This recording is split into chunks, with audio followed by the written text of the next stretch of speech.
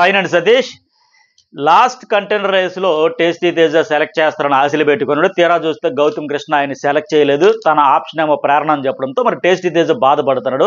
మరి ఆయన బాధలో అర్థం ఉందా లేదా, ఎందుకు ఇంత బాధపడుతున్నాడు కూడా మాట్లాడదాం. అట్లాగే మరి గౌతమ్ కృష్ణ ప్రేరణని ఎందుకోసం సెలెక్ట్ చేశాడు? సేఫ్ గేమా, భయమా, లేకపోతే రైవల్రీ క్లియర్ చేసుకుందామనా, లేకపోతే ఎప్పట్లాగా ఉమెన్ కార్డ్ అనేది వాడాడు అంటే ఉమెన్ కంటెస్టెంట్లకి హెల్ప్ చేయాలి, ఉమెన్ వీక్ ఇట్లాంటివన్నీ పెడతాడు కదా. సో అలాంటిది ఏమైనా చేశాడా? దీనివల్ల అతనికి లాభమా నష్టమా? ఇలాంటప్పుడు ఎలాంటి గేమ్ ఆడాలి, ఎలాంటి గేమ్ ఆడుతున్నాడు కూడా చెప్పబోతున్నా.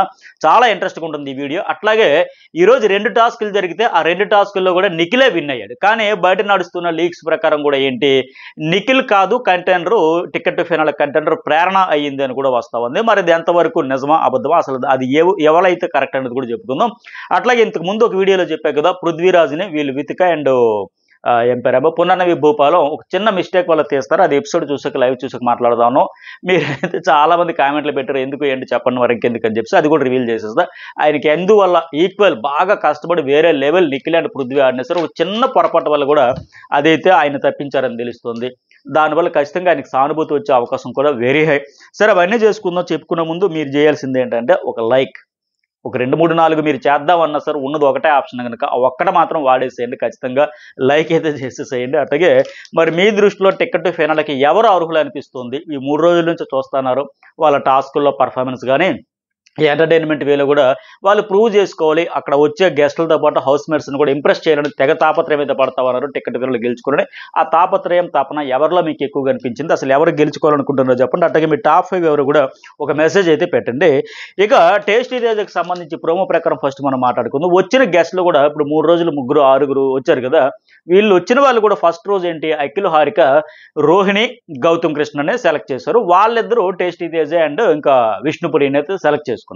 ఇక తర్వాత వచ్చిన మానస్, ప్రియాంక కూడా నబీల్, ప్రేరణను సెలెక్ట్ చేశారు. వాళ్ళిద్దరు మళ్ళీ వేరే ఇద్దరిని అయితే సెలెక్ట్ చేసుకున్నారు. ఓకే. అట్లాగే ఇంకోటి ఏంటి, ఇప్పుడు వితిక అండ్ పునర్నవి వీళ్ళు కూడా నిఖిల్, గౌతమ్ని సెలెక్ట్ చేసుకుంటే వాళ్ళు ప్రేరణ, పృథ్వీని అయితే సెలెక్ట్ చేసుకున్నారు. అంటే వచ్చిన వాళ్ళు కూడా ఈ 6గురిని సెలెక్ట్ చేసేటప్పుడు ఆ 6గురిలో కూడా టేస్టీ తేజ లేడు. అంటే నా ఎఫర్ట్స్ వీళ్ళకి కనిపించట్లేదు, అందుకోసం ఆ డైలాగ్ వాడాడు. సరే నాది రీచ్ అవుతుందో లేదో, ఆడియన్స్ టెలికాస్ట్ అవుతుందో లేదో, లైవ్లో టీవీలో కాదు మేడం, మరి ఇక్కడ చూశారు కదా, లైవ్లో కూడా చూశారు కదా, మరి ఇలాగే ప్రూవ్ చేసుకుందామంటే మరి అవకాశం అయిపోతే ఎట్లా బాధ ఉంటుంది కదా. మరి దాని సానుభూతి అనుకోవచ్చు, ఏదైనా అనుకోవచ్చు, సింపతి అంటే నేనేం చేయలేను. కానీ నాకు పెయిన్ అయితే నాకు ఉంటుంది కదా లెక్క చెప్పాడు. ఎందుకంటే టేస్టీ తేజ చాలా కష్టపడుతున్నాడు. చాలా నేను టాస్క్ అయితే ఆ పంచులతో ప్రాసలతో ఫన్ టాస్క్, ఎంటర్టైన్మెంట్ టాస్క్ ఆయన చేతనందరూ చేస్తాడు. అట్లా ఫిజికల్ టాస్కుల్లో కూడా ప్రూవ్ చేసుకుంటూ ఉండాలనే ప్రయత్నం అయితే తీవ్రంగా చేస్తూ ఉన్నాడు.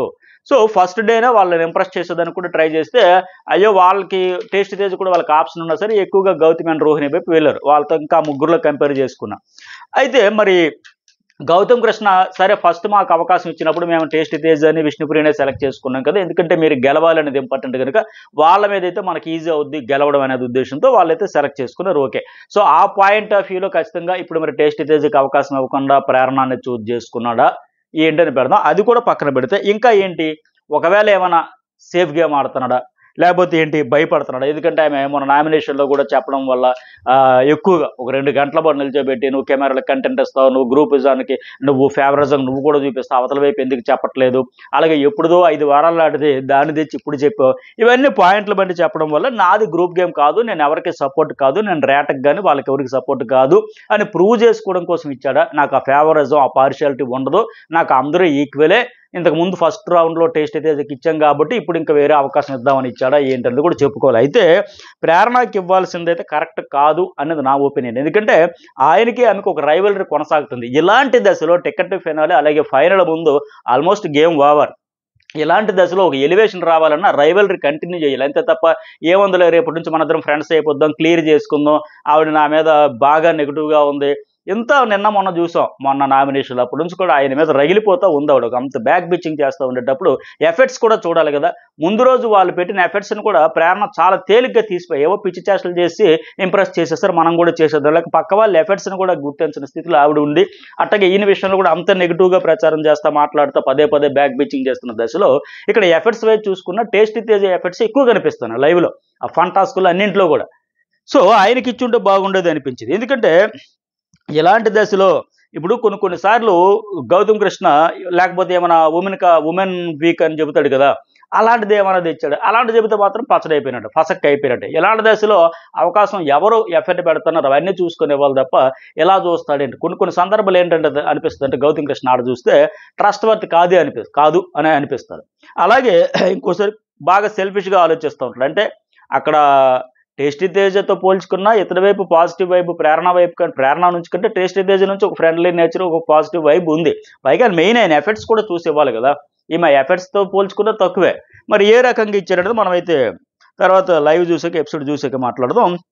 అట్లాగే ఈ స్థితిలో ఇట్లా చేయడం వల్ల ఏంటంటే సేఫ్ గేమ్ ఆడుకుంటూ పోతున్నాడు. రేపటి నుంచి ఆవిడ వచ్చి చక్కగా పక్కన కూర్చొని ఫ్రెండ్షిప్గా మాట్లాడుకుంటూ నీతో ఎవరు ఫ్రెండ్షిప్ చేయరు అన్నది కనుక, ఓకే నాతో ఇలాంటప్పుడు ఫ్రెండ్షిప్ చెయ్యాలి, అందుకోసం ఒకవేళ సేఫ్ గేమ్లో భాగంగా ఇచ్చాడంటే ఇతని గేమ్ ఇతడే అక్షరాలు చెడగొట్టుకున్నట్టుగా. వాళ్ళ బ్రదర్ కూడా వచ్చి చెప్పారు కదా, ఇలాంటి దశలో బాండ్స్ వస్తాయి, ఫ్రెండ్షిప్ వస్తాయి, ఇక్కడ వచ్చింది నువ్వు గేమ్ ఆడడానికి, బాండ్స్ కోసం, రిలేషన్స్ కోసం, ఈ ఎమోషన్స్ కోసం కాదు, నీ గేమ్ నువ్వు వాడు, నువ్వు ఫోకస్ పెట్టుకో అని చెప్పాడు. బట్ మొన్న ప్రియాంక వచ్చినప్పుడు కూడా ఈ అమ్మాయి నాకు మొన్న అనింది నీతో ఎవరు ఫ్రెండ్షిప్ చేయరంటే, అవును నేను కూడా చేయలేదు కదా, మన బ్రదర్ అండ్ సిస్టర్ రిలేషన్ తప్ప ఫ్రెండ్షిప్ కాదా అనడంతో, ఓహో నాతో ఫ్రెండ్షిప్ కోసం కావాలని ఇచ్చాడా ఏంటని చేస్తే మాత్రం ఎంతకంటే సేఫ్ గేమ్ ఉండదు, ఖచ్చితంగా చెడగొట్టుకున్నట్టుంది ఆ రైవల్రీ. ఇప్పుడు ఆయన గురించి ఆమె ఎక్కువగా మాట్లాడడం, బ్యాక్ బిచ్చింగ్ చేయడం, ఆ నామినేషన్లు అయితే 2 గంటలకు పైగా లైవ్లో చూసేవాళ్ళకి బాబోయ్ మనం భరించలేము నసని మాదిరిగా. పాయింట్లు చూస్తే 2-3 పాయింట్లే. ఏంటి నువ్వు కెమెరాలతో మాట్లాడుతావు, ఎప్పుడుదో గ్రూప్ గేమ్ గురించి తెచ్చా, ఇవే పాయింట్స్. చిన్న విషయాన్ని పెద్దదిగా వాడేస్తావు, ఏదో ఒక పాయింట్ పట్టుకుని తిప్పి కొడతావు. దాని గురించి ఈవిడ తిప్పి ఆయన ఇటు తిప్పిస్తాడు అని చెప్పి ఈవిడ అటు తిప్పి ఆయన ఫ్రస్ట్రేషన్ పీక్స్కి వెళ్ళిపోయాయి అంతలా చేసి లాస్ట్కి అక్కడే కదా, నేను ట్రిగ్గర్ చేయలేదు, నీ కాళ్ళు మొక్కుతాను, కాళ్ళకి దండం పెట్టి చెప్పమంటావా, అంత ఎలివేషన్ వచ్చింది. సో అలాంటప్పుడు కేవలం ఆవిడికి అయ్యో ఫ్రెండ్షిప్ లేదంటుంది కదా అని ఇలాంటిది ఏదైనా మనసులో పెట్టుకుని ఇచ్చాడంటే మాత్రం చెడగొట్టుకున్నట్టుగా. రేపు నుంచి ఏముంది, ఆవిడ కూడా వచ్చి ఓకే మనం ఫ్రెండ్స్, నీతో అందరూ ఫ్రెండ్స్ చేస్తారు, మనమే ఇప్పుడు బెస్ట్ ఫ్రెండ్స్, క్లోజ్ ఫ్రెండ్స్, కబుర్లు చెప్పుకుంటూ కాలక్షేపం చేస్తే ఫసక్. ఎందుకంటే నిన్నటి వరకు చూసాం, నబీల్ విషయంలో నువ్వు జెన్యూన్ కాదన్నావు, ఎందుకంటావు, ఎలా అంటావు, నీ పంచాయతీ ఏదో నువ్వు పెట్టుకోవచ్చు కదా, ఆయన పంచాయతీ లీక్ ఎందుకు కూడా ఫ్రస్ట్రేట్ అయిపోయి వెళ్ళిపోయాడు అక్కడి నుంచి. ఆవిడతో మాట్లాడడానికి కూడా ఇష్టపడట్లా.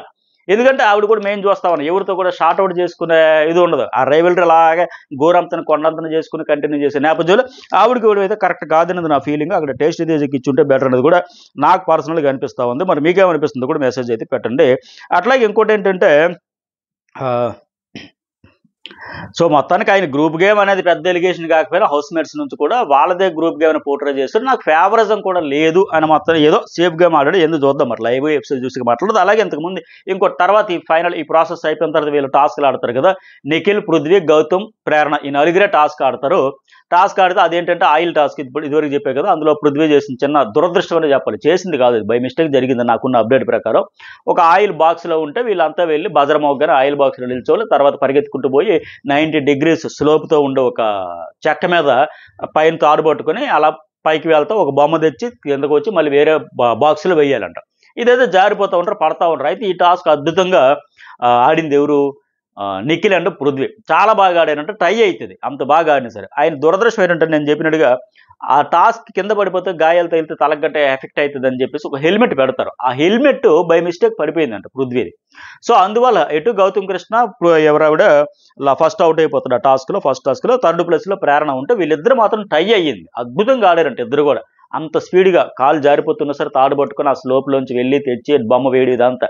కానీ ఆ హెల్మెట్ పడిపోయింది అనే ఒక్క విషయంతో పృథ్వీరాజునైతే చేయకుండా నిఖిల్కి ఇచ్చారని తెలిసింది. ఇది అప్డేట్ నాకు ఉన్నంత వరకు. మరి అదే విషయంలో అదే డెసిషన్ తీసుకుంటే మాత్రం ఖచ్చితంగా అది తప్పు, కరెక్ట్ కాదనిపిస్తుంది.